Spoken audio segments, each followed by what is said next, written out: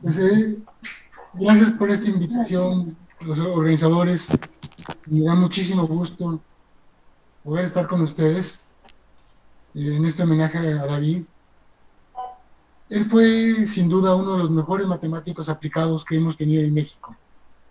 Aportó mucho a nuestro país, tanto en nuestra casa de estudios como, como cuando trabajó en el INEGI y en muchos otros proyectos que desarrolló. David fue uno de los pioneros y fundadores de nuestra unidad Cuernavaca, en la que trabajó desde la fundación de la misma hasta su fallecimiento hace poco tiempo. Él fue uno de esos pocos con una gran capacidad para hacer tanto investigación en, digamos, matemática teórica, por así llamarle, como para aplicar sus conocimientos en problemas prácticos de la vida cotidiana. David fue también,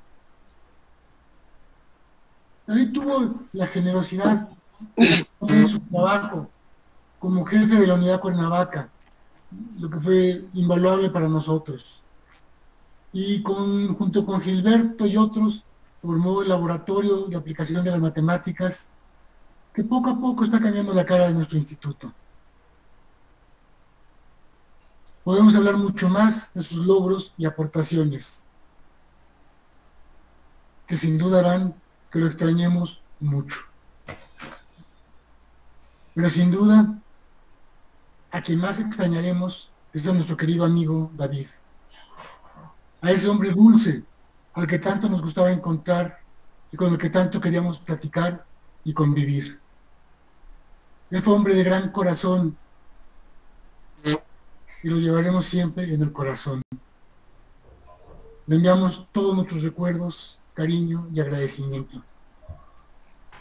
Y gracias a todos y cada uno de ustedes por organizar este encuentro, por estar aquí.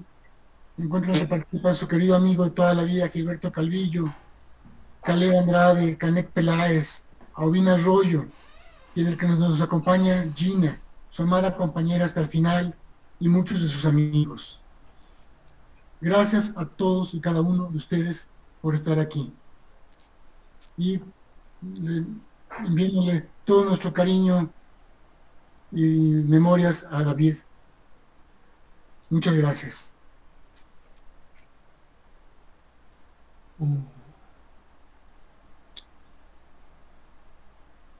Bueno, no sé, quieren que ya empecemos con mi intervención. Por favor. Adelante, Gilberto, por favor. Bueno, bueno, a mí me gusta hacer una semblanza de David. Y estuve pensando mucho, ¿no?, en qué hacer. Y lo que voy a tratar de hacer es dar una idea de el tipo de matemático que era David, ¿no? La parte más personal de amistad y de cómo yo lo vi como amigo y como colega y como compañero en muchas situaciones. La he escrito para un pequeño artículo en la miscelánea matemática. Entonces, pues no voy a abundar en la parte en esa parte, ¿no? En esa parte más personal y de amistad, ¿no? Entonces voy a tratar de dedicarme un poquito a tratar pues de plasmar así a muy grandes rasgos la matemática que hacía David. Eso es pues imposible de hacer en un lapso muy corto del tiempo como es el que tenemos. Pero creo que sí vale la pena al menos pues dar algunas pinceladas que muestren un poco su aproximación a las matemáticas, ¿no? Entonces, me voy a tratar de compartir la pantalla con ustedes. Déjenme ver primero. Ya tengo aquí la presentación.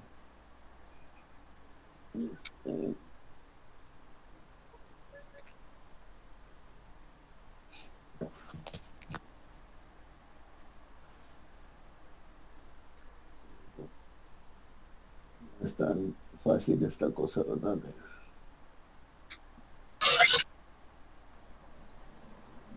Uy, ya me perdí.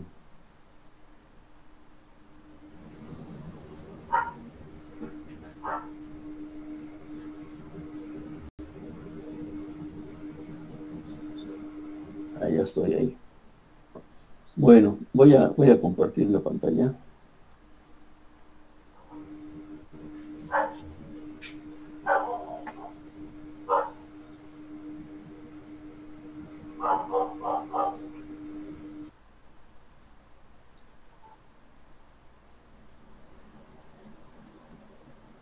Ya se ve mi presentación.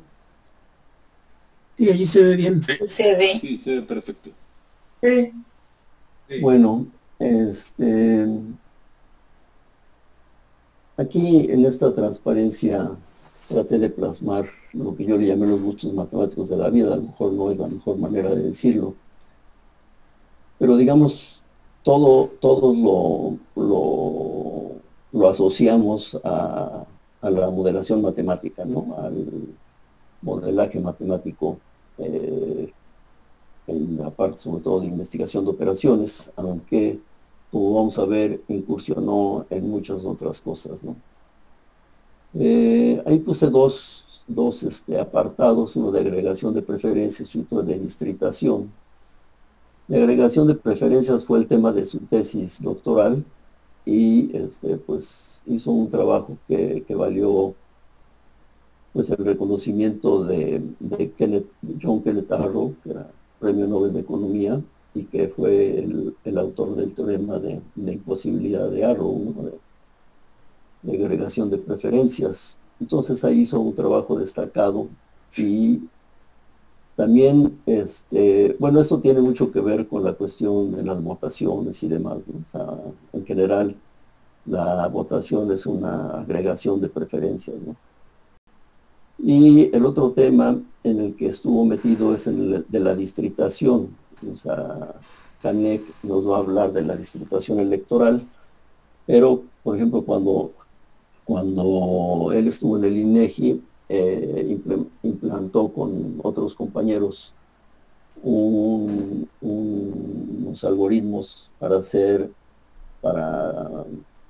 diseñar, digamos, las áreas primarias de muestreo que usa el INEGI, que antes se hacían a mano, no sé si ahora se sigan haciendo a mano, pero cuando estuvo él se automatizó de tal manera que a través de un programa de optimización, pues se podían hacer estas unidades primarias de muestreo automáticamente, ¿no? Entonces digamos que eso es uno de los temas pues, en el que estuvo interesado mucho tiempo. En general, su área, vamos a decir que aparte de la modelación matemática, pues fue la optimización, en particular programación lineal y programación lineal entera, aunque también hizo algunas cosas de programación no lineal, como vamos a ver, ¿no? Y de cierto tiempo para acá, él se especializó en lo que se llaman métodos heurísticos o metaheurísticos. Y pues de eso creo que también nos hablará Canek, ¿no? Y Caleb. En general, en la parte más teórica, digamos, pues él estuvo en la parte de matemáticas discretas, optimización combinatoria, y tenía una gran habilidad para formular muchos problemas a través de matrices, ¿no? No álgebra lineal, sino representación matricial de problemas. Y la otra son los poliedros, las gráficas y las hipergráficas. Entonces yo aquí señalé en azul pues, las tres cosas de las que vamos a hablar hoy un poquito. Bueno, yo voy a hablar de poliedros y Caleb de métodos heurísticos para un problema en particular y Caleb de la distritación electoral, ¿no? En los poliedros, yo creo que la gente que no conocía bien a David a lo mejor le llama la atención que estuviera interesado en los poliedros, ¿no? Pero realmente le interesaban mucho, ¿no?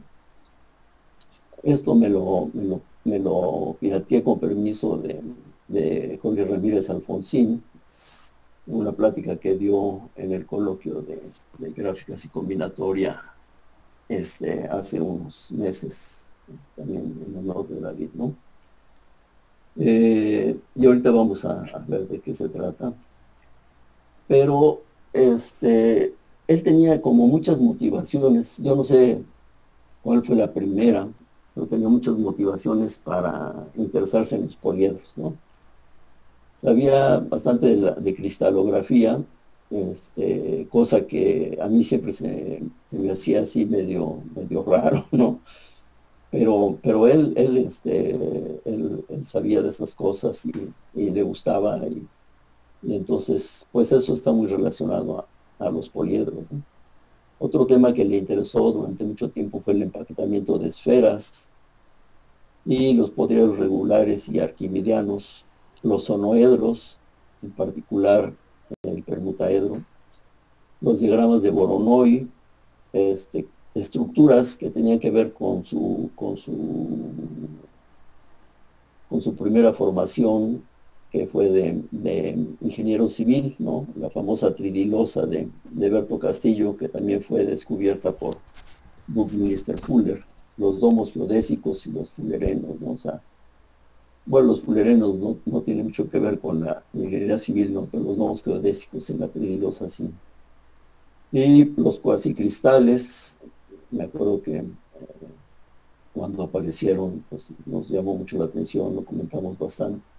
Entonces, durante mucho tiempo, digamos, en la década de los 80s, 90s, o sea, hace más de 30 años, entre 30 y 40 años, muchas veces que nos reuníamos, platicábamos de poliedros, ¿no? Él tenía estas motivaciones y yo tenía mis propias motivaciones para estar interesado en los poliedros, sobre todo por la cuestión de programación lineal. Y curiosamente donde empatamos fue en este tipo de poliedros, los permutaedros, ¿no?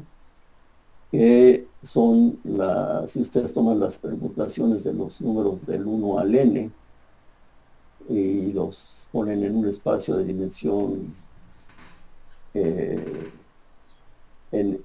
dimensión n, pues les va a quedar un poliedro, un politopo, ¿verdad? Como de aquí, que este hexágono es para las permutaciones de 3 elementos, y pues para las permutaciones de 4 elementos tenemos que es un poliedro arquimidiano también. Y estos poliedros tienen muchas propiedades bonitas, ¿no? O sea, no podemos aquí describirlas, pero David y yo nos pasamos largas horas platicando, descubriendo estos poliedros. Creo que cuando nosotros empezamos a hablar de ellos, David los conoció por algunos investigadores franceses que él seguía, y ya después se popularizaron. Ahora creo que ya son muy conocidos, ¿no? Entonces, pues para mí era como un hobby, ¿no? Hablar de poliedros, ¿no? Pero él le encontró aplicaciones, ¿no? O sea, él tenía ese olfato o esa cuestión de saber oír a la gente, ver qué es lo que estaban haciendo y descubrir ahí algunas cosas que podían modelarse matemáticamente. En este caso, como estamos hablando de poliedros, pues aquí tienen un artículo que publicó con Ramírez Alfonsín, que es cómo se puede encajar el combinaedro en algunas látices, ¿no? Pero, bueno, lo interesante, bueno, aquí ahí están unas figuritas, aquí está, este es, realmente es como el permutaedro, pero no es exactamente el permutaedro, es un combinaedro.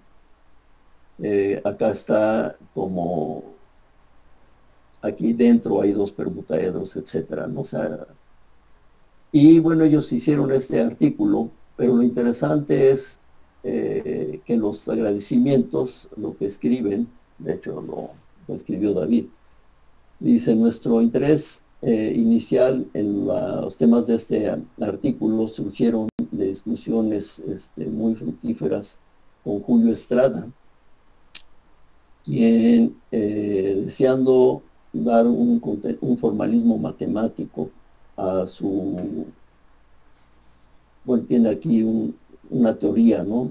Le llaman interválica, una teoría musical, de composición musical, reinventó el concepto de combinaedro. O sea que yo me acuerdo que David me contaba, ¿no? De esto de Julio Estrada, y me decía: no, fíjate que aquí, que así es y tal y cual. Y bueno, de ahí surgió la idea de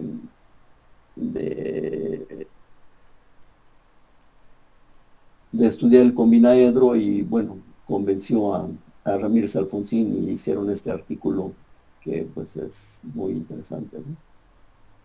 Otro ejemplo de aplicaciones de estos poliedros es esta cuestión de los cúmulos, atómicos, ¿no? De menor energía. Aquí el problema es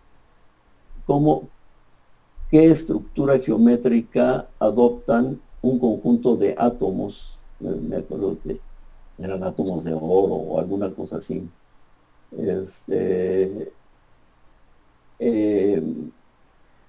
Sujetos a un potencial, es el potencial de Lennard-Jones. Entonces, lo que se trata es de que los átomos se van a agrupar de tal manera que minimicen la energía, ¿no? O ese potencial de energía. Y entonces, pues no se, o sea, forman como un cristal, ¿no? Yo creo que por eso es que a él le interesó esto. Pero digamos que lo que se conocía es que formaban como icosaedro, ¿no? Entonces fue muy, muy interesante cuando pues se presentó este poliedro arquimediano, que realmente ese es el permutaedro, supongo, y que da una estructura estable, ¿no? de energía mínima. Aquí lo tienen ustedes, ¿no? O sea, son complicados porque, digamos, no es solamente los vértices, sino que tienen algunos átomos que están, digamos, en el interior de este poliedro formando otro poliedro, y etcétera, ¿no? Entonces, este es un artículo que escribió con Susana Gómez y con Carlos Barrón. Y creo que este es el primero como de una serie, como de unos 5 artículos que escribieron sobre el tema. Aquí puse nada más el último, que es no, es que lo borré porque dije no me va a alcanzar el tiempo. Pero bueno, siguieron en este tenor, ¿no? Y bueno, aquí puse al final otro artículo que escribimos hace algunos años, en el 2013, que publicó en el 2015. El poliedro de transporte es un poliedro pues muy famoso en optimización, en investigación de operaciones, ¿no? De hecho, desde antes,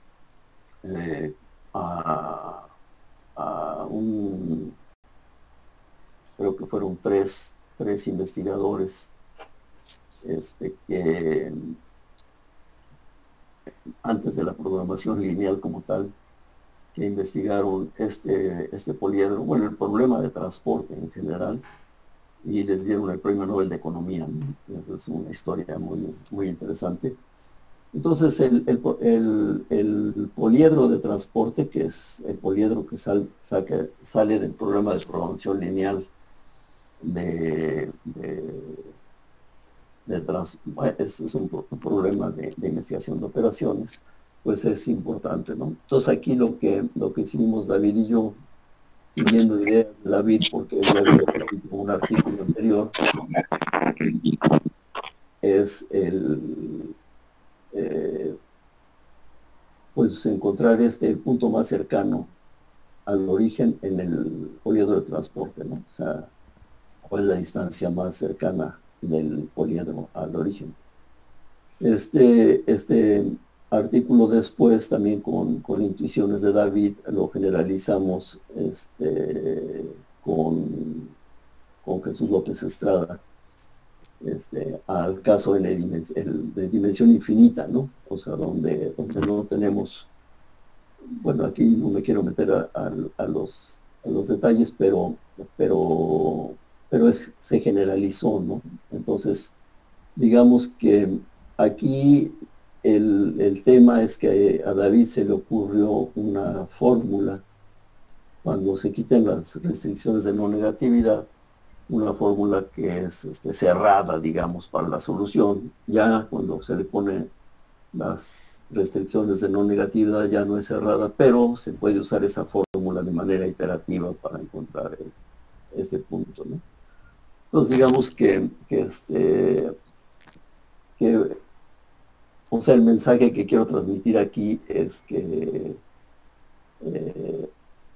pues a David era un matemático que tenía una gran capacidad para ver los problemas concretos y pasarlos a términos matemáticos, pero también era un matemático que le gustaba mucho jugar, ¿no? Como a todos los matemáticos pienso, ¿no? O muchos matemáticos. Y uno de sus juguetes favoritos eran los poliedros, ¿no? Y entonces, bueno, pues no solamente jugaba con ellos, sino que logró hacer algunas cosas interesantes. Pero lo mismo que hizo con los poliedros, lo hizo con otras estructuras. Y fue muy interesante, ¿no? Entonces creo que con esto terminaría yo esta remembranza, ¿no? Déjenme salir de la... Y bueno, pues les agradezco a todos su atención. Gracias. Gracias, David.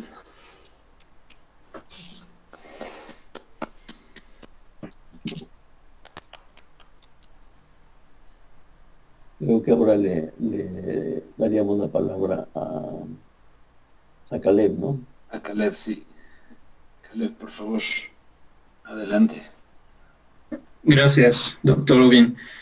Bueno, buenas tardes a todos. Quiero agradecer al comité organizador por la invitación para dar esta charla en este homenaje a nuestro amigo, colega y en mi caso también mentor, el doctor David Romero Vargas. Yo conocí al doctor Romero en el 2013 mientras estudiaba la maestría en la UNAM, precisamente en el Instituto de Matemáticas aquí en Cuernavaca. Y ahí tuve el privilegio de conocer tanto al doctor David Romero como al doctor Gilberto Calvillo, como ya lo dijo el doctor Seade. Pues ellos ahí estaban muy encargados del área de, estaban encargados de las cuestiones de las aplicaciones, ¿no? Entre otros, pero yo los conocí ahí y el doctor David un día me planteó una pregunta en una de las charlas que teníamos en la Palapa o en los pasillos del instituto. Me hizo una pregunta y se las comparto. Ella es la siguiente, dice: imagínate que tienes un mapa y lo quieres colorear con N colores. ¿Cómo puedes escoger estos colores de manera que se distingan lo mejor posible entre sí?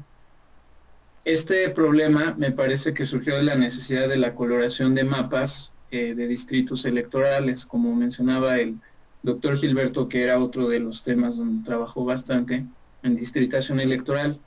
Y la motivación es bastante sencilla, ¿no? Si tenemos dos distritos electorales y se colorean con colores muy semejantes, se pueden confundir. Entonces, realmente era una aplicación, quizá en apariencia sencilla para resolver un problema muy práctico. Pero bueno, a partir de esta pregunta surgió mi trabajo de tesis de maestría que tuve el privilegio que él me dirigiera, y es lo que les quiero platicar hoy. También quiero mencionar que mi trabajo de tesis doctoral, que ahorita está en revisión, se originó también de una pregunta que el doctor Romero me planteó. Entonces, para mí es muy significativo que en mi formación de maestría, de doctorado, el doctor Romero tuvo una influencia muy importante. Les voy a compartir ahora mi pantalla para iniciar con la presentación.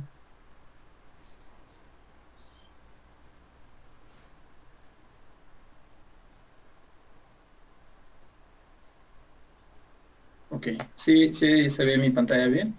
Sí. Muy bien. Bueno, entonces el tema de la tesis de maestría es un modelo de optimización para el diseño de una paleta de colores. Y voy a empezar la plática hablándoles un poco acerca de lo que es la teoría del color. Entonces,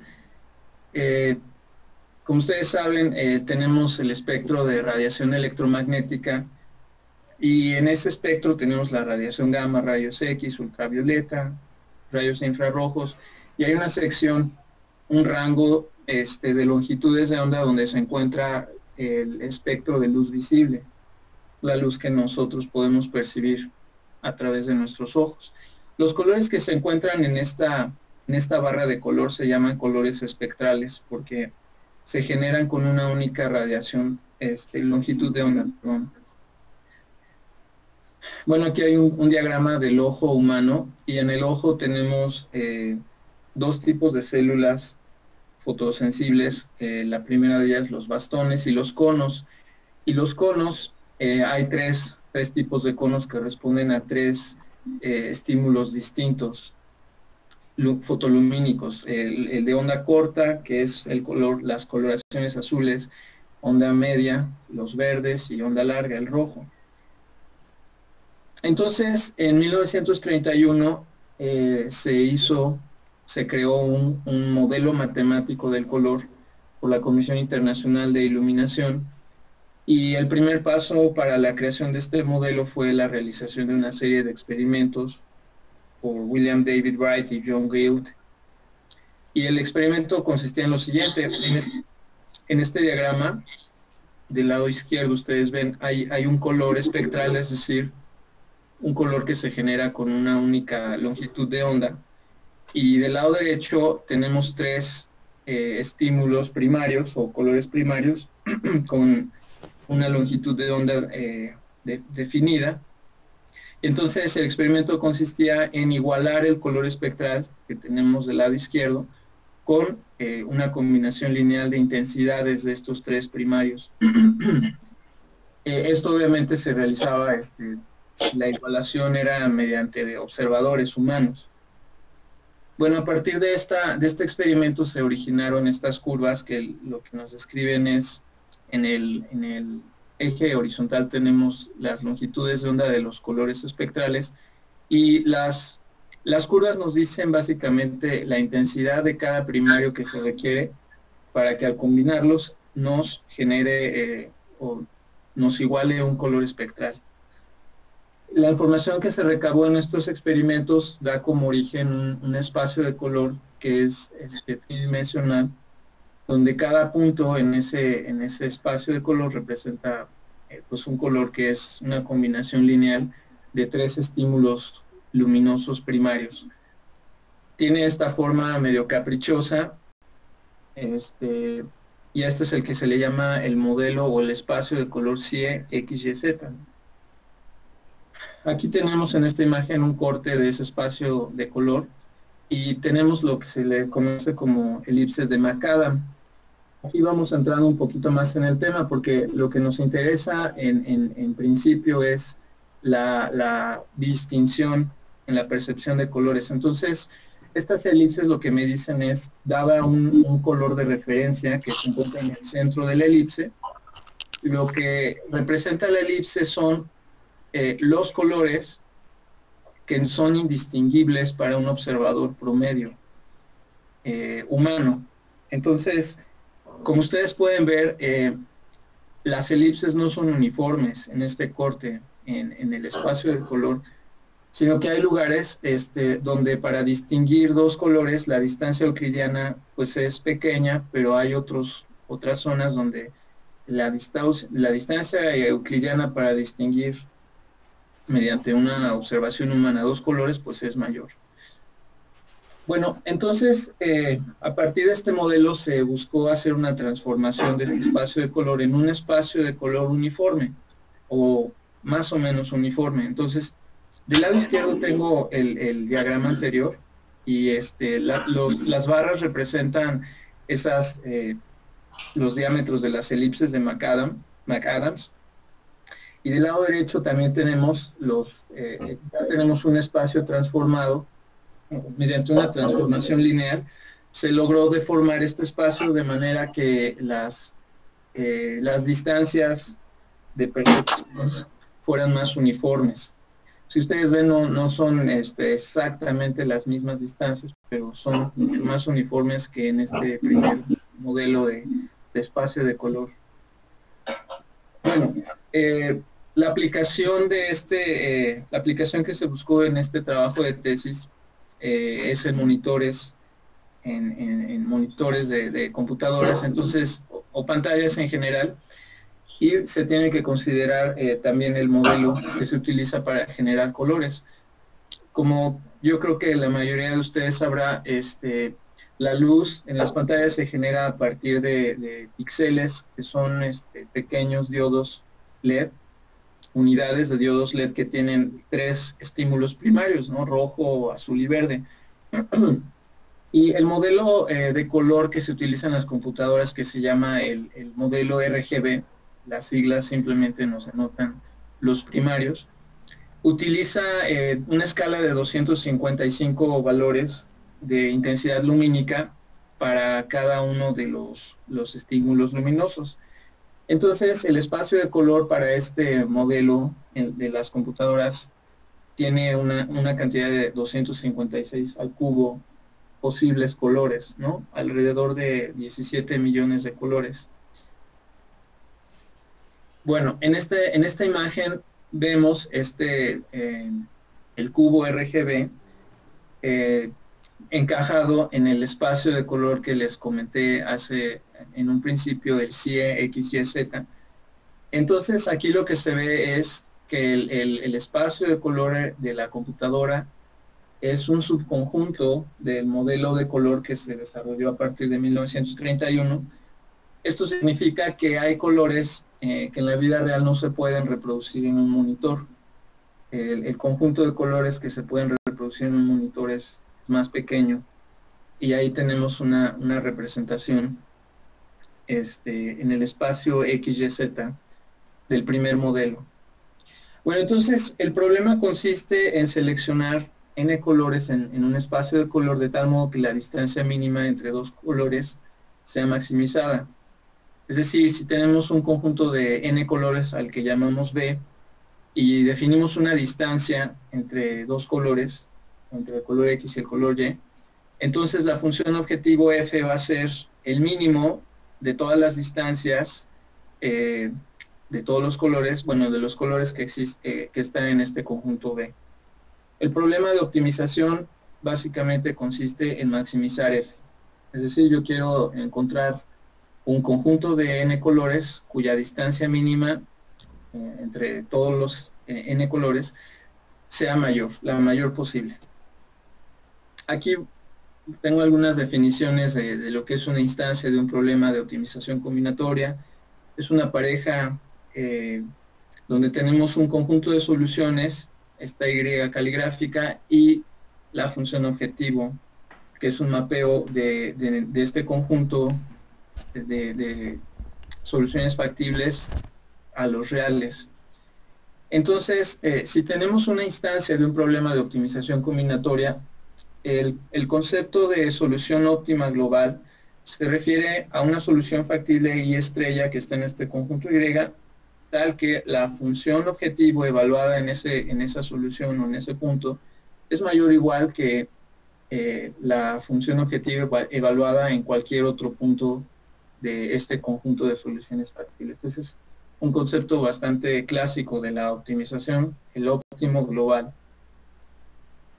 Ahora bien, yo puedo definir lo que es una función de vecindad, es decir, dada una instancia de un problema de optimización combinatoria, se puede definir para cada solución y una vecindad. Eso es un mapeo de Y en el conjunto potencia, ¿no? Y esto es importante para hablar de las metaheurísticas, como más adelante lo voy a platicar. Pero básicamente uno debe de tener la manera de definir vecinos, soluciones vecinas. Esa es la idea, que uno sea capaz de, dado el problema de optimización combinatoria, dada una instancia de ese problema, ser capaz de definir una vecindad para cada solución en el conjunto de soluciones factibles. Y bueno, esto nos lleva a otro concepto, que es el concepto de localmente óptimo. Entonces, ¿qué significa localmente óptimo? Es que dada una solución en el conjunto que está definido por la función de vecindad en el conjunto de soluciones, esta solución y gorrito evaluada en la función objetivo sea mayor o igual que la función objetivo evaluada en cualquiera de los elementos de su vecindad. Eso significa entonces que sea localmente óptimo. Bueno, ahora entrando al concepto de metaheurísticas, la palabra metaheurística se compone de un prefijo meta y un sufijo heurístico, y el sufijo heurístico proviene del verbo euriskein en griego, que significa encontrar. Entonces, la palabra heurística en general se refiere a un método de búsqueda, en general un método de búsqueda local. Y la palabra meta, el prefijo meta, significa algo así como estar arriba de. Entonces, la palabra metaheurística se refiere a un proceso maestro iterativo que guía el proceso de búsqueda, es decir, es un, como decirlo, un método de búsqueda general. Como hoy yo les voy a hablar de uno que se llama recursivo simulado. Entonces, el recursivo simulado se puede aplicar a una gran cantidad de problemas de optimización combinatoria. Es una estrategia, digamos, general, no es particular de un problema. De ahí el prefijo meta, sino que es una estrategia que guía un proceso de búsqueda local. Bueno, hablando acerca del recursivo simulado, fue descubierto por Kirkpatrick y Cerny, perdón, en la década de los 80, y se refiere a una técnica para aplicar métodos heurísticos en la búsqueda de soluciones óptimas en problemas de optimización combinatoria. El nombre recursivo simulado proviene de un método de la mecánica estadística para el enfriamiento y el templado de metales. Se calientan metales o cristales, se calienta un metal, ¿no? Entonces se va reduciendo la temperatura de manera lenta y progresiva, y de esta manera lo que se busca es que las moléculas del metal se acomoden de una manera que el estado de energía de las moléculas sea mínimo. Entonces, ese es el proceso de recocido, y el nombre recocido simulado, bueno, es porque este es como una especie de metáfora o analogía, como una estrategia de búsqueda para resolver un problema de optimización combinatoria.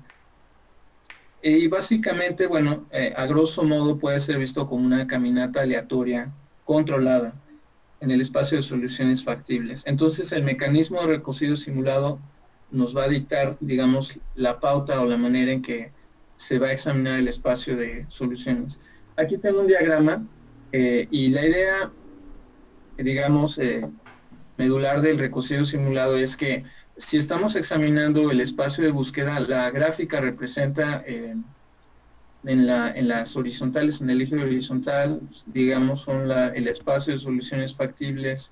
El eje vertical representa la función objetivo evaluada en las soluciones. Entonces, uno puede comenzar la búsqueda y llegar a lo que se conoce como un máximo local, pero bueno, en principio puede haber muchos máximos locales, ¿no? Y uno de ellos era un máximo global. Entonces, el mecanismo del recocido simulado permite escapar de máximos locales y presumiblemente, bueno, vamos a ver, les voy a comentar un resultado de convergencia que nos dice que bajo ciertas condiciones se puede llegar a un máximo global. Entonces, en este algoritmo, básicamente uno explora el espacio de búsqueda de manera aleatoria y para decidir si se acepta o no se acepta una solución, es decir, estamos en una solución inicial, examinamos sus vecinos aleatoriamente, se escoge uno y se aplica, digamos, este criterio. Si la función objetivo evaluada en el vecino es mejor, en este caso estamos hablando de un problema de maximización, entonces por eso tengo mayor o igual. Si es mayor o igual que la función objetivo evaluada en la solución inicial o la solución en curso, se acepta con probabilidad 1. Ahora bien, si el vecino que se encontró tiene una función objetivo peor, por así decirlo, entonces se va a aceptar con una probabilidad que está dada por una distribución que se llama de Boltzmann, que viene precisamente del equilibrio térmico en la mecánica estadística. Bueno, aquí está un pequeño pseudocódigo, nos dice, describe la idea que les acabo de comentar. Lo voy a pasar. Aquí viene una definición de lo que es una cadena de Markov, que es el modelo que se utiliza para probar o demostrar la convergencia de este algoritmo o de esta estrategia de búsqueda, o mejor dicho, metaheurística. Entonces tenemos una cadena de Markov, es una sucesión de ensayos y la probabilidad de un ensayo depende de un ensayo dado, depende únicamente del resultado del ensayo anterior. Entonces, me voy a ir un poquito más rápido por cuestión del tiempo, para no pasarme. Y básicamente el recocido simulado se puede ver como un modelo de Markov, donde los posibles resultados, el espacio muestral omega, está dado por el espacio finito de soluciones factibles o la Y caligráfica que les comenté al principio. Las transiciones entre las soluciones del sistema son los ensayos y el resultado de un estado en particular depende únicamente del estado anterior. Entonces, a esto se refiere cuando estamos en una solución, nos fijamos en los vecinos de esa solución y seleccionamos uno con cierta probabilidad. Entonces, esa, digamos, es una transición. Entonces, los estados en mi cadena de Markov van a ser, en realidad, soluciones factibles del espacio de soluciones. Bueno, aquí está el teorema importante que no solamente les voy a platicar así brevemente, pero el recocido simulado, visto como un modelo de Markov, converge asintóticamente a la solución óptima. Esto es bajo ciertas condiciones en lo que se le conoce como la estrategia de enfriamiento, pero básicamente lo que nos dice es, si tú dejas correr el algoritmo de recocido simulado, digamos al infinito, bueno, se garantiza con probabilidad 1 que vas a llegar al óptimo. Ok, y bueno, ¿qué es una estrategia de enfriamiento? Como les dije, el proceso de recocido en la mecánica estadística se trata de ir bajando la temperatura de un metal que se calentó, y esto permite que las moléculas se vayan acomodando lentamente en un estado de mínima energía. Si uno hiciera, digamos, ese enfriamiento de manera abrupta, las moléculas no quedarían tan bien acomodadas. Entonces, aquí vamos a hablar también de una temperatura que es un concepto abstracto, pero que se refiere básicamente, lo que nos va a decir es qué tanto vamos a ir aceptando soluciones vecinas. Creo que al principio cuando dijo que era un algo. ¿Sí? Sí, perdón. Bueno, Sí, voy a continuar. Entonces, la estrategia de enfriamiento, uno tiene que definir un valor de la temperatura inicial, una función que va a decir cómo voy a disminuir esa temperatura, una cota para la temperatura final, es decir, el algoritmo va a terminar en la práctica. Cuando se implementan estos algoritmos, uno tiene que parar en cierto momento, no se puede dejar indefinidamente. Entonces se define una temperatura final, un épsilon o cero virtual, y cuando se alcanza esa temperatura se para el algoritmo. Y bueno, una estrategia para definir la longitud de las cadenas de Markov. Bueno, aquí se tiene que escoger un valor inicial, una función de decremento, que aquí es una estrategia geométrica, es decir, voy a aplicar un factor de enfriamiento a la temperatura en cada sucesión, digamos, cada vez que tenga que cambiar la temperatura. Y se tiene que definir una temperatura final. La longitud de la cadena de Markov también es algo que se tiene que definir, y entonces ustedes comienzan a ver que hay una serie de parámetros que se tienen que definir para gobernar el algoritmo, y de eso voy a comentar en un momento. Aquí tengo un gráfico ya del problema que les comenté al principio, donde estoy evaluando, digamos, los valores de la función objetivo en distintas soluciones, y estoy tomando los promedios cada cierta cantidad de soluciones, y entonces la cadena de Markov está determinada en este caso por una temperatura,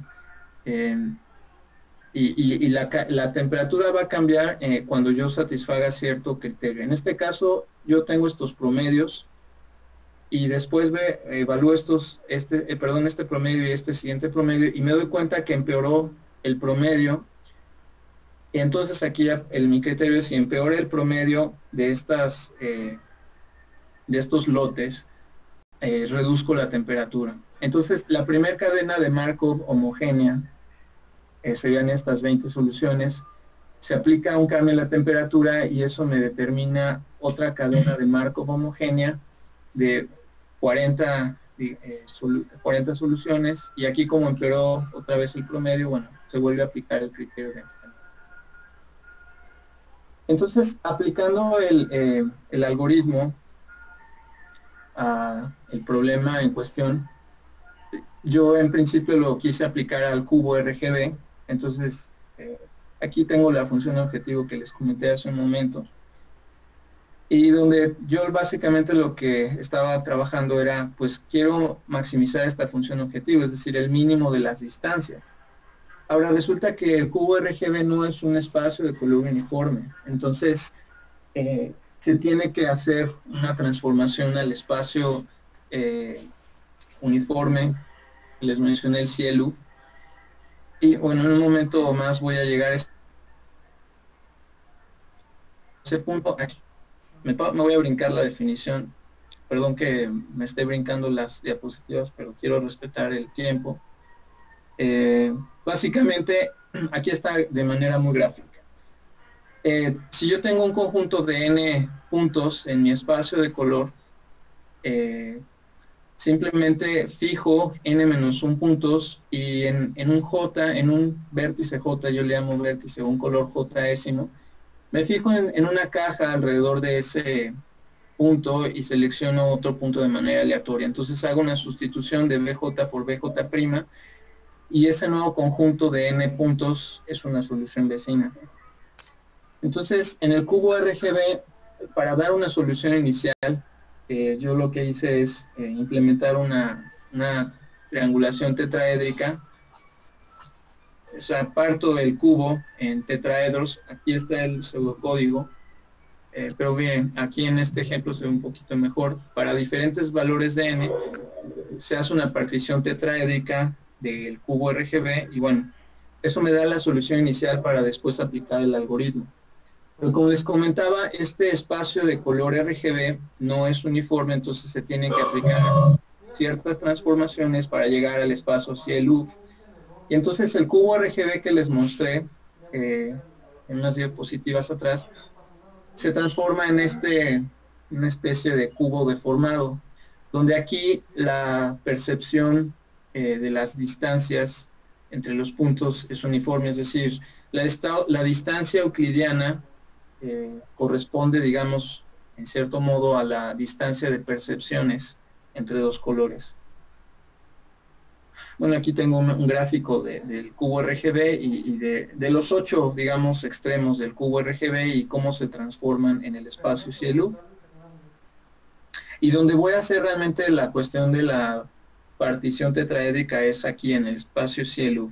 O sea, dado un valor de n, de manera recursiva parto el espacio en tetraedros y genero estos vértices que son los colores iniciales, por así decirlo. Aquí hay una serie de parámetros, no me voy a detener mucho, nada más los menciono. Está el tamaño de la vecindad, la temperatura inicial, el tamaño del lote, que me va a definir la longitud de las cadenas de marco, el factor de enfriamiento, la cardinalidad de la delta caja vecinal, es decir, cuántos prospectos voy a considerar dentro de las cajitas, ¿no?, para seleccionar un vecino. Y entonces aquí voy a hacer un comentario general en las metaheurísticas. No hay una manera determinista para escoger estos parámetros, es decir, no hay forma de decidir de manera analítica, por así decirlo, cuáles son los mejores parámetros para un problema en particular y una metaheurística en particular. En esta parte es algo muy empírico y se tienen a veces que realizar experimentos para determinar los parámetros que se van a usar. Entonces, aquí estoy mencionando básicamente que para estos parámetros realicé una serie de experimentos y con análisis de varianza, con algunas pruebas estadísticas no paramétricas, se escogieron los mejores parámetros. Entonces, me voy a saltar esta parte, estoy simplemente explicando, digamos, los experimentos que hice. Y llegué a esta tablita y en esa tablita resumo para cierto rango de valores de n los valores de los diferentes parámetros que determiné, ahora sí que experimentalmente.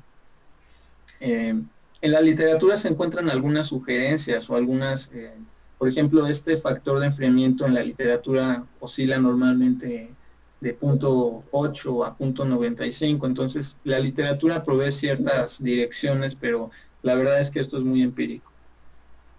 Aquí simplemente estoy diciendo quién fue mi cero virtual y les quiero enseñar aquí es una, digamos, una corrida de una ejecución del algoritmo para n igual a 30. Aquí dice seleccionas una solución inicial determinista o aleatoria, en este caso es determinista, el valor de los parámetros que se escogieron, el valor inicial de la función objetivo, el valor final, la temperatura final, el tiempo de cálculo, y en este gráfico lo que se aprecia es cómo fue oscilando el valor de la función objetivo conforme fue avanzando el algoritmo. Y la razón por la que esta línea azul pues representa muchísimos puntitos, ¿no?, que están unidos, fue oscilando, a veces empeora porque el algoritmo en principio permite que empeore la función objetivo, pero conforme la temperatura va decreciendo, la probabilidad de la distribución de Boltzmann va bajando también, entonces ya no se aceptan soluciones malas conforme la temperatura va descendiendo, y bueno, se va mejorando el valor de la función objetivo. En principio esto, si lo hacemos al infinito, bueno, se garantiza que se llega al óptimo. Aquí tengo la solución inicial el valor n igual a 30 son los tachecitos, la solución final, por así decir, que no podemos decir que es óptima porque el algoritmo para en algún momento, son los puntitos que están coloreados. Entonces voy a terminar nada más mostrándoles unas paletas de colores para diferentes valores de n. Aquí tenemos n igual a 10, aquí tenemos n igual a 20, n igual a 30, n igual a 40, y aquí tenemos n igual a 50. Entonces, estos son, digamos, los resultados experimentales utilizando los parámetros que se definieron, aplicándolos, aplicando la metaheurística del recocido simulado a este problema de optimización combinatoria. Bueno, sería todo por mi parte y nuevamente les agradezco su atención y la invitación. Gracias, Caleb. Pues, seguiremos con Canek. Si le pudiera hacer primero una pregunta a Caleb, por favor. Ah, claro. Y adelante. ¿Puedes, bueno, nada, te iba a decir que nos mostraras de nuevo tus resultados de, digamos, la paleta de 40 colores? Pero no, bueno, está bien. Ándale.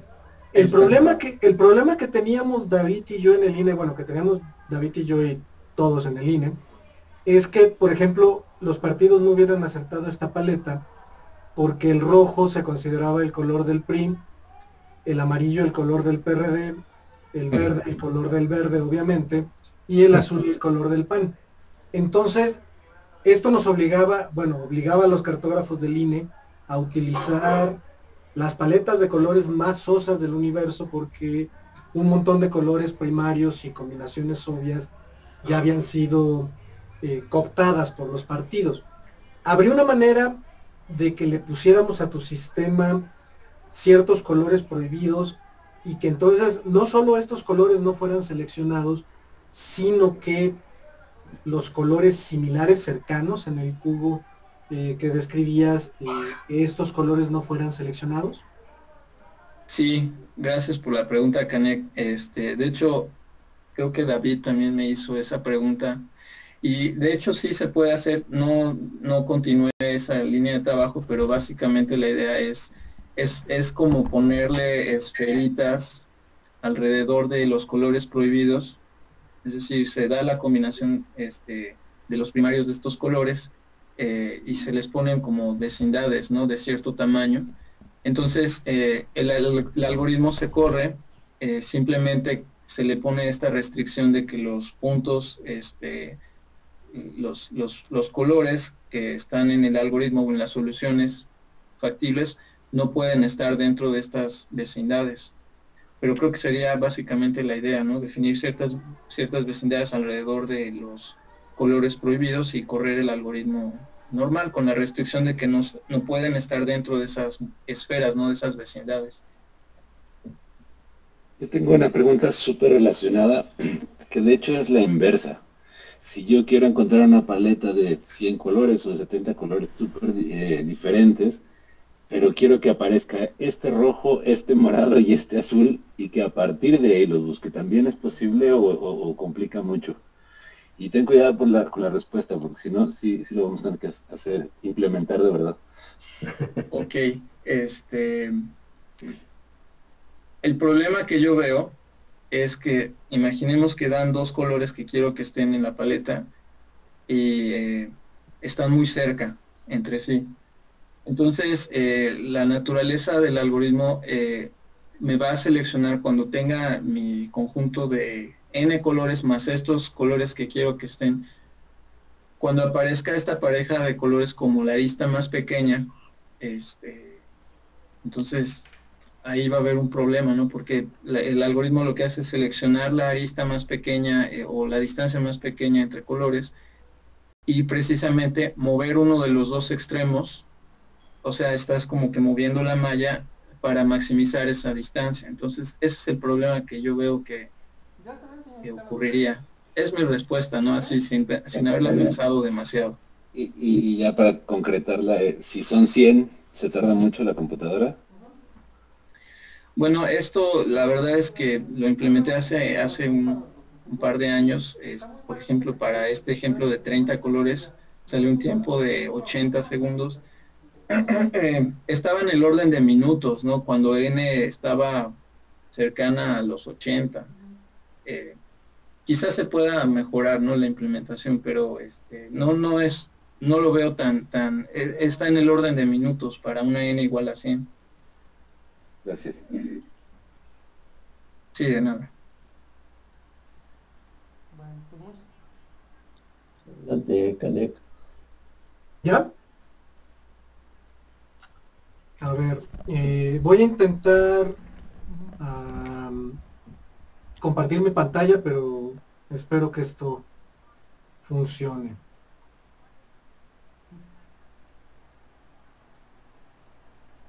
¿Sí me están viendo? Sí.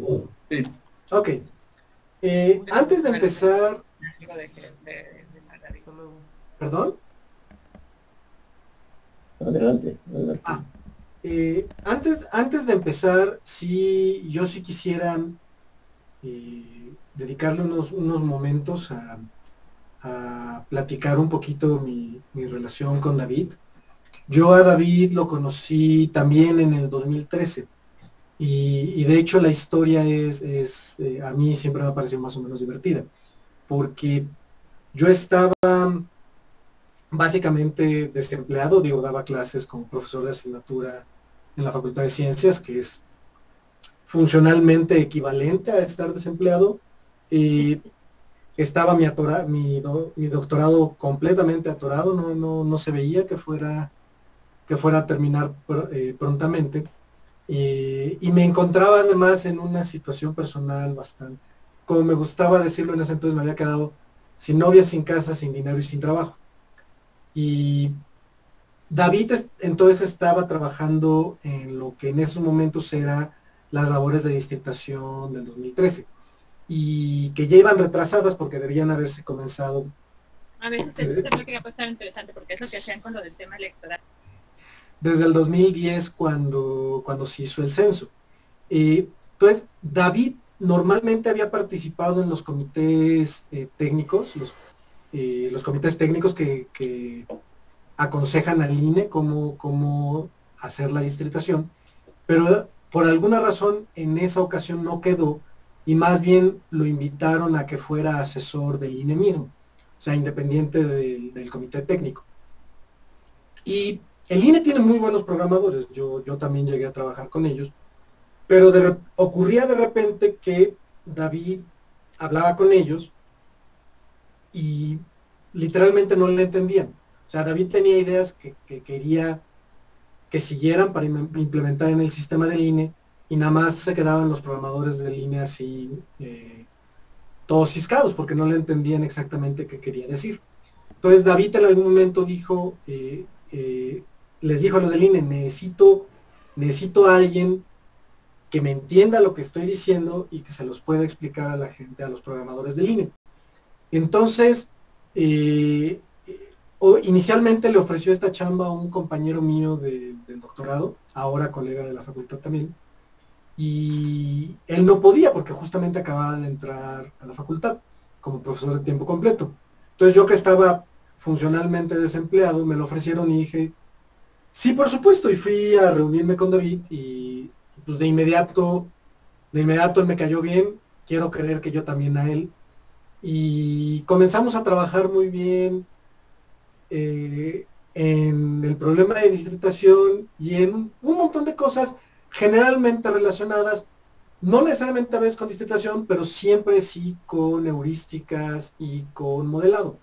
De hecho, una de las últimas tesis que David debió ser parte de los sinodales fue de una tesista mía, Alejandra Coluapa, de licenciatura, que acaba de ser seleccionada hace un par de meses como finalista para el Premio Nacional de la Sociedad Mexicana de Investigación de Operaciones para tesis a nivel licenciatura. Yo esperaría que ganara, pero pues vamos a ver. De todas maneras ya quedó como finalista. Y por supuesto, la labor más importante de ese trabajo de tesis de Alejandra, en primer lugar, sin lugar a dudas. Pero mucho de lo que David me dio a mí y le dio a Alejandra como sinodal está reflejada en la misma. Como ya muchos de aquí han comentado, David no solo era un extraordinario investigador académico, científico, programador, también era un ser humano encantador y a mí me gustaría poder ponerme objetivo en la vida llegar a ser como David, pero la verdad estoy consciente de mis limitaciones y sé que no me alcanza. Esa gentileza, esa educación que tenía, esa amabilidad con todos, vamos, encima de su inteligencia y de sus capacidades como investigador y como académico, yo ni siquiera las veo alcanzables. Yo la verdad sí perdí no solo un colega, perdí a uno de mis mejores amigos y más que un mentor, o sea, un mentor se queda corto. Como también matemático, por cierto, o sea, David de origen no era matemático, era ingeniero. Y aunque sin duda algunas hacía matemáticas, decir que era matemático se quedaba corto. David fue de los primeros programadores en México, programando en máquinas directamente, en lenguaje de máquinas. Y aunque ciertamente ya no se dedicó a programar en los últimos años de su vida, todavía yo en algún momento llegué a atorarme con algo y él me decía, a ver, platícame qué pasa. Y sus comentarios me daban pie a encontrar cuál había sido el problema. Realmente es de los seres humanos más extraordinarios que yo he conocido y no tienen idea de cómo me duele su pérdida. Pero bueno, entonces, en el 2013 a David y a mí nos llamaron a la distritación electoral y Gilberto, bueno, como digo, en general nuestro trabajo juntos generalmente estuvo relacionado a distritación electoral o a heurísticas, porque lo que se usa hoy en día para resolver la distritación electoral son heurísticas. Entonces, inicialmente le había dicho a Gilberto que iba a hablar de uno de nuestros artículos que es de fracciones municipales, y sí voy a hablar de eso, pero voy a comenzar con distritación electoral, aprovechando que Gilberto no me hizo caso y en el programa puso distritación electoral directamente. Y también, pues porque sí es lo más importante que hicimos y sí a lo mejor tiene sentido verlo antes de que entre en lo de fracciones municipales. Entonces, bueno, primero que nada, ¿qué es la distritación electoral? Pues básicamente es cómo dividir una entidad aquí en México, pero en el resto del mundo tienen nombres distintos, zonas, regiones, municipalidades, por supuesto, etcétera, etcétera. Y la idea es cómo dividirlos para que puedan elegir representantes. En México, por ejemplo, los estados y la Ciudad de México les corresponden un cierto número de diputados federales. Entonces, ¿cómo partimos, si le toca a una entidad 5 diputados federales, cómo la partimos de tal forma que cada una de estas partes elija un diputado? Y la idea justamente es que cada distrito tenga más o menos la misma población. La regla básica de la democracia, una persona, un voto. Entonces, vamos a ver un ejemplo teórico. Esta figura tal cual, bueno, la he usado varias veces, pero en particular la última vez que la usé fue en Sorrento, Italia. Entonces está con verde y amarillo porque es más neutro. Pero imagínense que la gente que vive en la parte amarilla, como está en color negro el número 20, vamos a decir que son los negros. Y entonces los negros tienen, le puse 20, pero pueden ser 20 millones de habitantes, no importa. Imagínense como 20. Y que en la parte verde que está alrededor, viven, pues como es blanco el tipo, vamos a decir que ahí viven los blancos. Perdón, ya lo dije al revés, para que fuera chistoso es blancos adentro y negros afuera, pero no importa. Vamos a dejarlo en amarillos y verdes.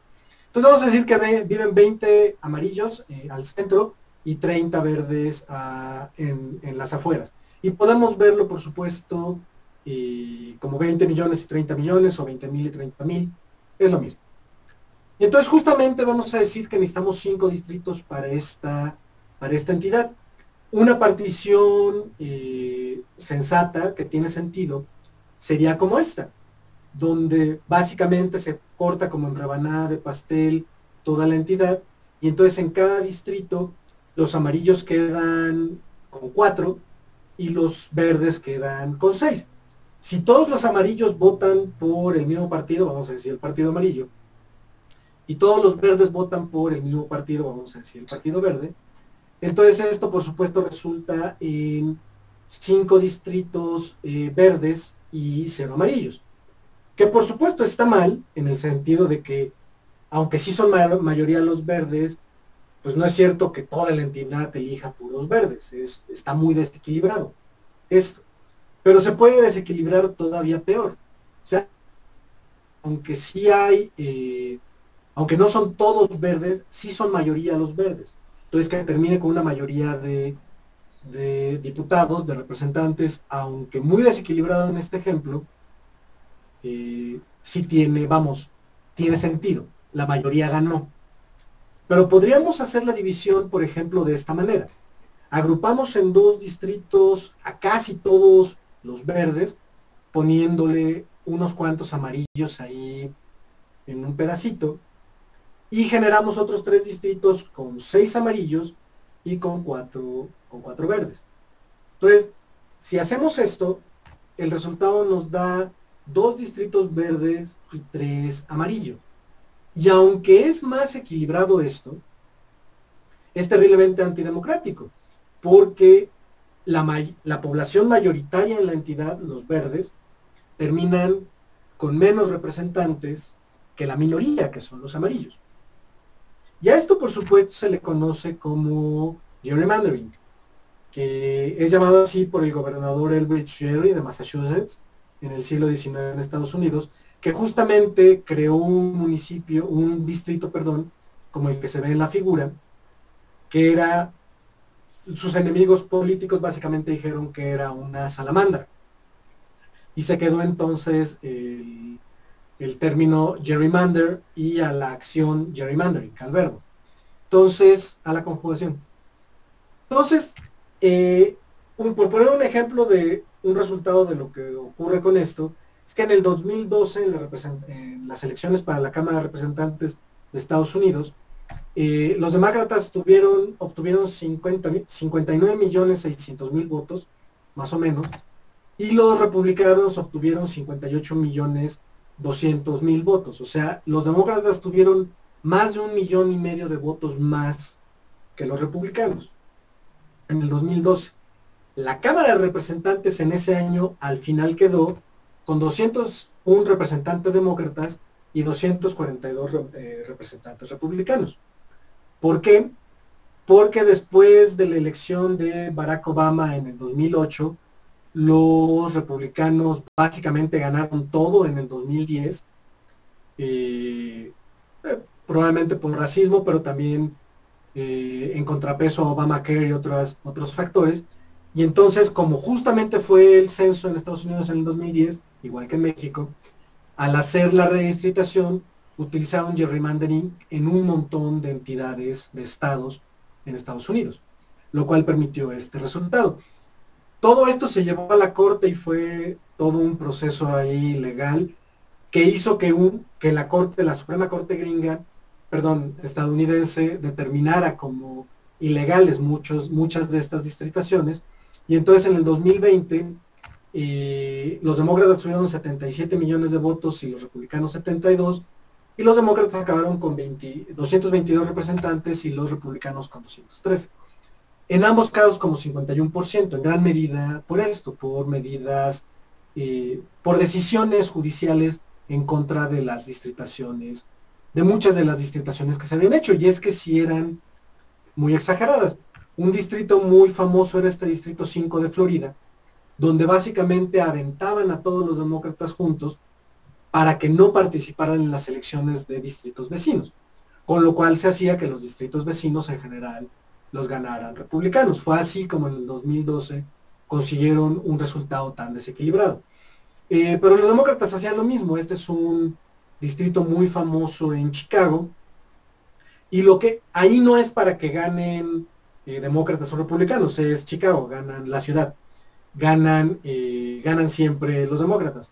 La cosa es que la población latina vive en esas dos zonas, y entonces la forma de ese distrito lo que trata de hacer es pues garantizar que los latinos puedan elegir un representante, que tengan un representante seguro. A esto se le conoce como gerrymandering positivo, y paradójicamente un montón de investigación al respecto en ciencia política dice que es igualmente dañino que el otro tipo de gerrymandering, que el negativo, si lo quieren decir.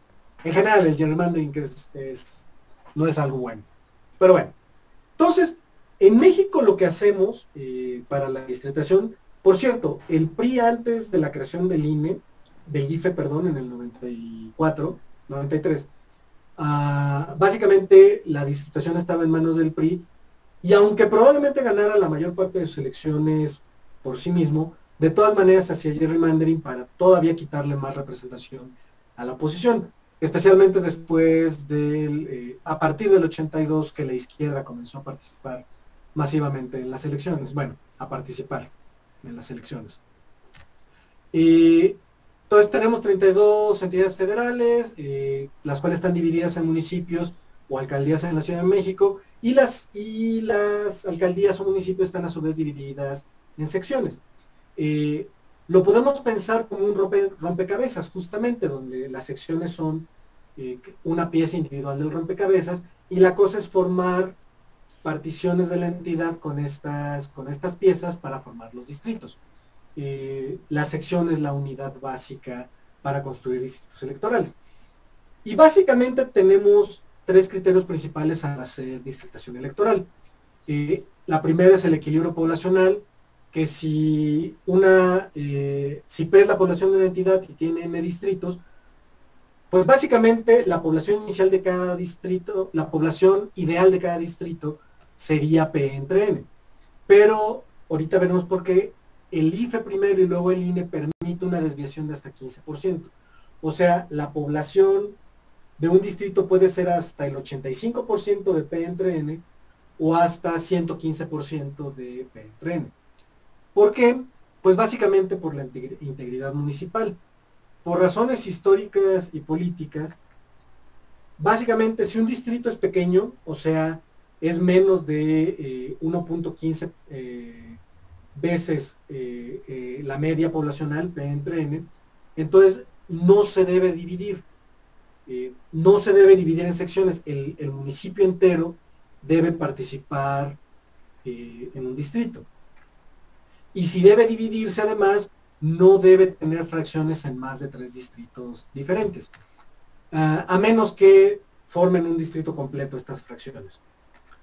La única forma de romper los municipios pequeños es justamente si, siguiendo estas reglas, no podemos alcanzar una distritación válida, una distritación factible, les decimos. ¿Por qué ocurre esto? Básicamente porque los municipios juegan un papel muy importante en México, en particular en estados como Oaxaca. Oaxaca tiene más de 500 municipios, y muchos de ellos están asociados a poblaciones indígenas, a comunidades indígenas. Entonces, la idea es que estas comunidades no deben romperse, no deben dividirse entre múltiples distritos, especialmente si naturalmente caben enteras en un distrito. ¿Okay? Entonces, y bueno, tenemos la capacidad geométrica, perdón, que me la voy a saltar un poquito, que básicamente dice que los distritos no deben verse como salamandras para evitar cosas como el gerrymandering. Esto es básicamente imposible porque los distritos y las secciones en el país se ven como esa que está ahí en la figura. Este es un municipio ya no me acuerdo, creo que es Yautepec. Y es, o sea, si estas son las piezas de rompecabezas con las que tenemos que jugar, pues la compacidad geométrica en general no se puede cumplir. Además es un objetivo muy subjetivo. O sea, la idea es que se vean compactos, que se asemejen a un polígono regular, es lo que se suele decir, pero es bastante complicado de cumplir, y además va en contra completamente del equilibrio poblacional. O sea, la única manera de tener el equilibrio poblacional perfecto, o sea, que de verdad nos acercáramos a tener que todos los distritos de una entidad tuvieran exactamente la misma población, tendríamos por fuerza que romper municipios. Y si no rompemos municipios, entonces por fuerza no vamos a tener un equilibrio poblacional perfecto. Se contraponen estas dos cosas y tenemos que al mismo tiempo tratar de satisfacerlas. Y bueno, nada más Inicialmente no iba a enseñar esto, pero después de la práctica de Caleb, no, me quedé con las ganas y les quiero enseñar uno de los últimos, una de las últimas versiones de nuestro sistema, del sistema de David y mío, cómo quedó. Les voy a mostrar el DF, pero pues cualquier otro estado podría funcionar. Así queda el Distrito Federal en nuestro sistema. Los colores distintos muestran, por supuesto, eso no es lo que quería mostrar. Muestran los distritos, esos son los distritos, y estos son los municipios, que en el caso de la Ciudad de México son las alcaldías.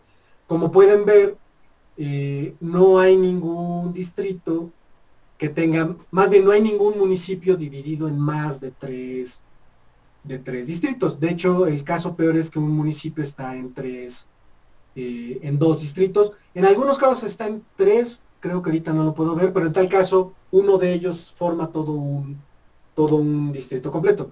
Por ejemplo, aquí, no, este está bien, ese forma toda parte. Pero bueno, no iba a mencionar esto, pero después de la plática de Caleb, sí no me pude quedar con las ganas, porque yo también traté de hacer nada más a pasos apresurados, porque teníamos que acabar el artículo de Vitillo, lo acabábamos en diciembre, y traté de hacer lo mismo que Caleb con los colores, y lo que ocurrió fue que, aunque sí podemos obtener, como lo mostró Caleb, paletas bastante interesantes, lo que terminó ocurriendo es que luego de obtener la paleta, al aplicarlo a distritación, a mapas electorales, a mapas de distritaciones, tenemos además también que garantizar que no queden juntos colores similares. O sea, que en un mapa, por ejemplo, que no queden dos lilas juntos, o dos verdes juntos, o dos de estos cafecitos juntos. Este es un único distrito. Entonces, básicamente, lo que hicimos nosotros, bueno, lo hice yo, pero David me echó la mano, fue justamente tomarnos el teorema de los 4 colores y sencillamente tomar 4 colores y hacer una coloración, utilizar una heurística para hacer una coloración que no tuviera colores, distritos vecinos con el mismo color. Entonces, sí podemos generar también, o sea, mucho menos elegante, como lo hizo Caleb, porque lo hicimos, como les digo, a pasos apresurados, pero sí podíamos generar paletas interesantes con colores distinguibles, pero entonces ocurría, básicamente, pasara lo que pasara, que dos distritos con colores similares, no iguales, pero similares, estuvieran juntos, y entonces se confundían en el mapa.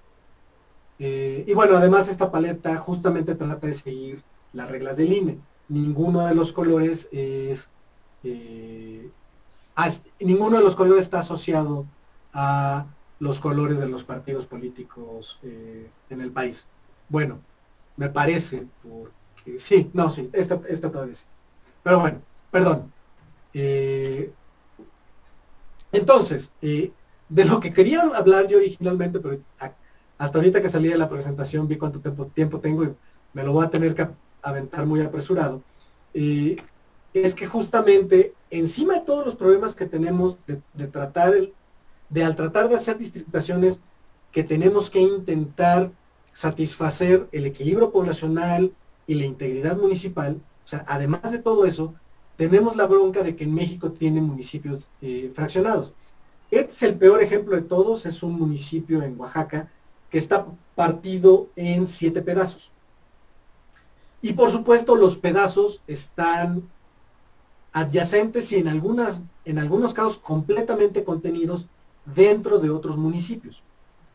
Entonces, ¿cómo le hacemos para que estos municipios pues no acaben en distritos? O sea, que las distintas partes no acaben en distintos distritos.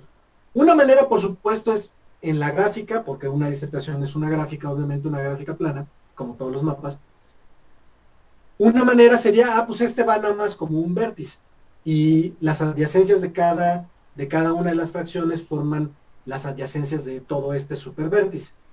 El problema con eso es que eso termina jalando a otros municipios y muchas veces esto causa que crezca tanto que ya no quepa en un solo distrito. Entonces la idea sería tratar de hacer un solo vértice de estos 7 vértices, pero utilizando el mínimo número de vértices de los otros vértices de la gráfica, y a la vez tratando de que la población sea lo más pequeña posible en este supervértice, porque es lo que nos permite que siga jugando en nuestra heurística de distritación. El problema en general no tiene solución, es relativamente fácil llegar a ejemplos que no tienen solución. Por ejemplo, imagínense que los 2 vértices rojos son 2 pedazos de un municipio, el municipio rojo, y los vértices azules son pedazos de un municipio azul. E imagínense que solo tienen ese vértice gris en común, o sea, solo tienen como vecino ese vértice gris. Entonces, no podemos crear un supervértice rojo sin agregarle los vértices azules, y no podemos crear un supervértice azul sin crear los vértices rojos. Viéndolo como mapa, tenemos este otro ejemplo, que de hecho ocurre muchísimo. Tenemos el municipio rojo que tiene un pedazo dentro del municipio azul, y el municipio azul además tiene un pedazo dentro del municipio rojo. Entonces, justamente, pues lo que debe ocurrir es que estos 2 municipios se junten en un vértice grandote en la gráfica con la que juega la distritación, y eso garantiza que esos 2 municipios queden en un único distrito, siempre y cuando no se excedan en población, que por supuesto hay casos donde sí se exceden en la población. Ya me queda muy poco tiempo, entonces mejor les voy a enseñar directamente el artículo.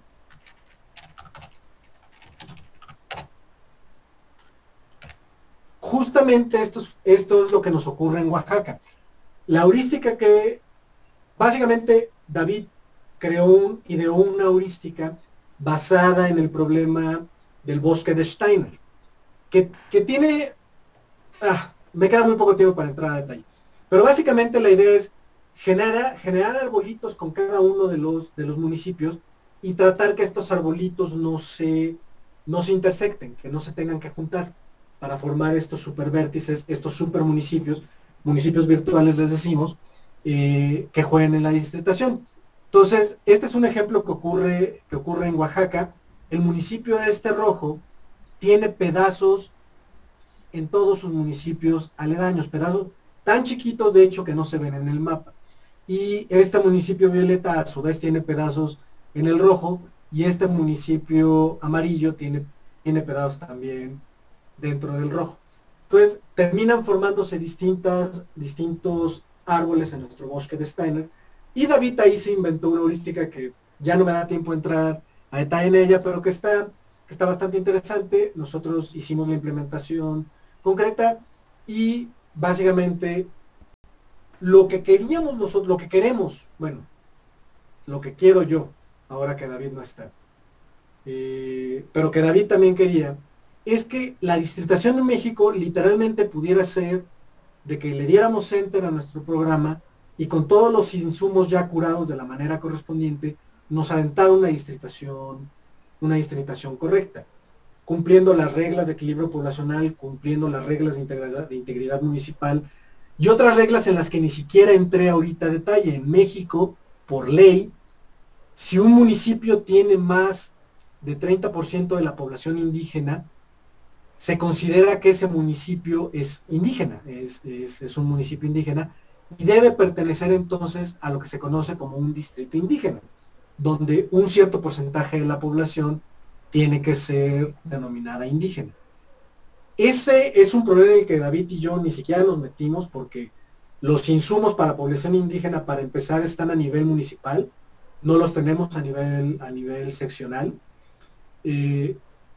pero ese y muchísimos otros pedazos de la distritación son cosas que incluso con un montón de programas de sistemas que se han venido haciendo desde hace casi 20 años, todavía se tienen que hacer a mano. En particular, resolver los municipios fraccionados es algo que el Instituto Nacional Electoral todavía hoy en día resuelve a mano.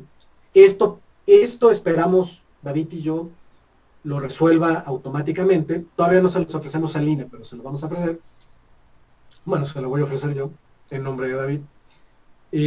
Pero hay un montón de otros pedazos que todavía tienen procesos manuales que yo creo que sí se pueden automatizar si tuviéramos los insumos suficientes. Pero bueno, eso ya entra en otra discusión. Es algo a lo que uno se puede dedicar toda la vida, obviamente. Un alumno mío de licenciatura todavía está haciendo su tesis en distritación y otros varios en heurísticas que, si no surgen directamente de esto, sí de manera secundaria. Pero bueno, creo que ya me pasé por mucho de mi tiempo, entonces aquí le voy a parar. Gracias. Y gracias, Gilberto, por invitarme. Gracias, Caleb. Pues ahora teníamos la última media hora o 25 minutos, 20 minutos. Yo propongo, Gilberto. Sí, dime. Gilberto, propongo, si te parece bien, cerramos la grabación, déjame clausurar como la parte formal y quedarnos platicando un ratito sin... ¿Sí les parece? Sí, claro. Bueno, no sé si alguien tenga preguntas para Caleb. Digo, para Canek. Yo tenía una. Adelante. Bueno, yo me incluyo dentro de los que el profesor David contagió con el interés de los problemas de partición de gráficas y de distritación. Y bueno, ese es un poco el tema. Ustedes tomaban las secciones como unidades y lo que tienen que hacer es agruparlas para formar distritos. Pero el problema de los municipios fraccionados se facilitaría si se modificaran las secciones, que ya no es un problema, digamos, de optimización combinatoria, sino yo creo que de geometría computacional. Pero modificar las secciones facilitaría la resolución de su problema o no. Sí, por supuesto. Perdón, no había acabado. Sí, por supuesto. Si las secciones fueran hexágonos, por ejemplo, sin duda alguna nos facilitaría la vida. Tenemos municipios inconexos en el país fraccionado, pero también tenemos secciones fraccionadas. O sea, dentro de municipios fraccionados hay secciones que están fraccionadas en distintas fracciones del municipio. Y es súper desesperante, pero además hay un proceso continuo de reseccionamiento del país que se supone ocurre todo el tiempo. Las secciones deberían ser de alrededor de 2,000 habitantes de forma así equilibrada en todo el país. Esto no es cierto, tenemos secciones con decenas de miles de habitantes y tenemos secciones con 0 habitantes porque hay lugares donde la gente se va. De hecho, lo que deberíamos resolver es, resolverlo de las secciones nos ayudaría, pero no es un problema de geometría computacional, es un problema político. Hacer el reseccionamiento, los partidos no quieren, por supuesto. También serviría hacer una división municipal un poco más, o bueno, en la Ciudad de México al menos, que en que todos los municipios son enormes, todas las alcaldías, pues vamos a decir, qué sé yo, no tengo idea. O sea, también deberíamos resolver los municipios, porque tienen formas espantosas. Y no entré en ese detalle, pero por ejemplo, el municipio que mostré, que está partido en 7 pedazos, es porque justamente una comunidad indígena tenía distintos habitantes en distintas zonas, entonces por eso lo hicieron así. Y uno dice, bueno, ok, así es, ni modo. Uno podría decir, ¿por qué no que se junten estas dos distintas comunidades y que ellas formen un municipio?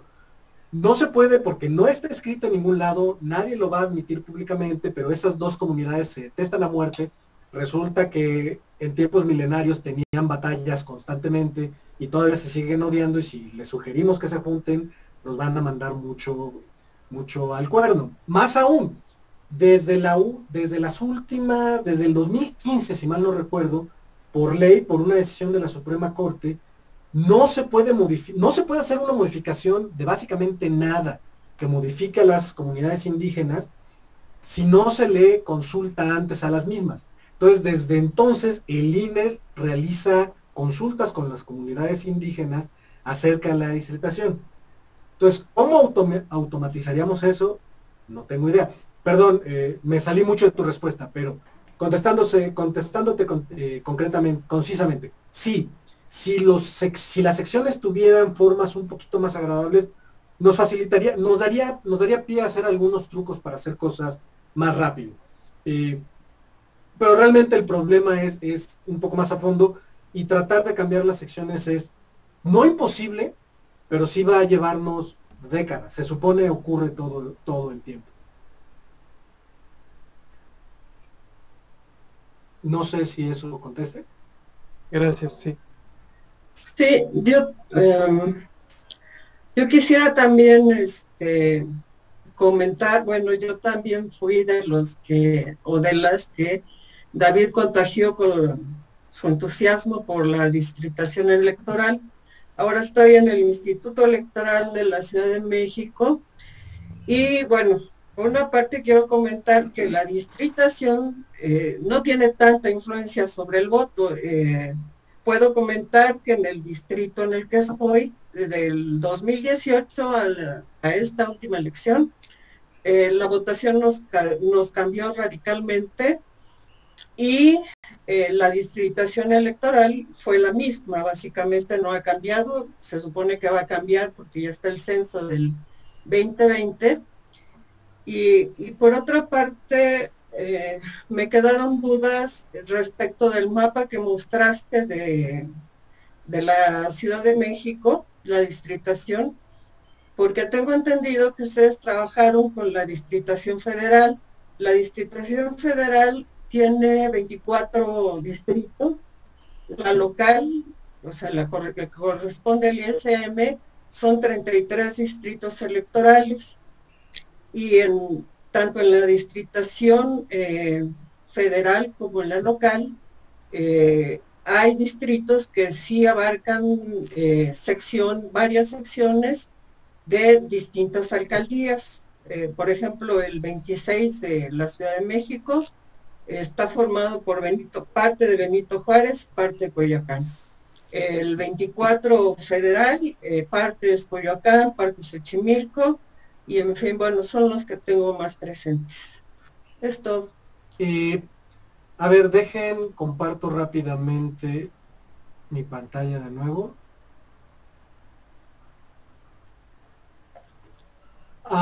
Primero que nada, es distritación local. David y yo siempre trabajamos con lo local porque era lo interesante.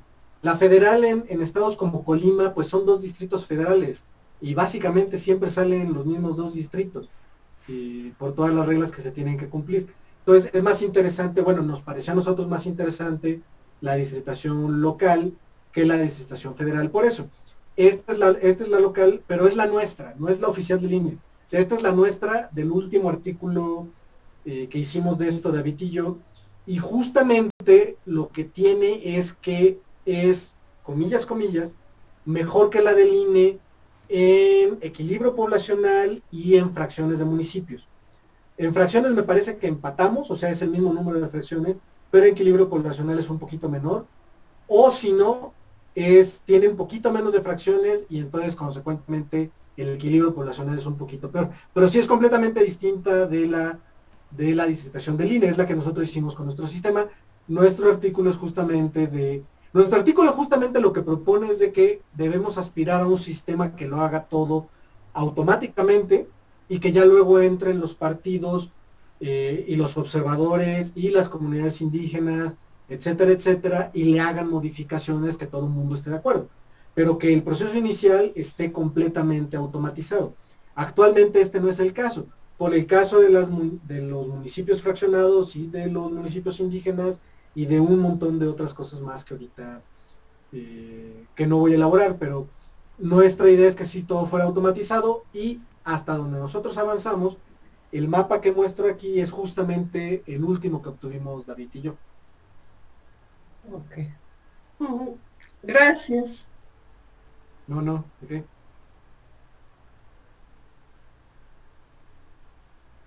Bueno, ¿alguien tiene alguna otra pregunta?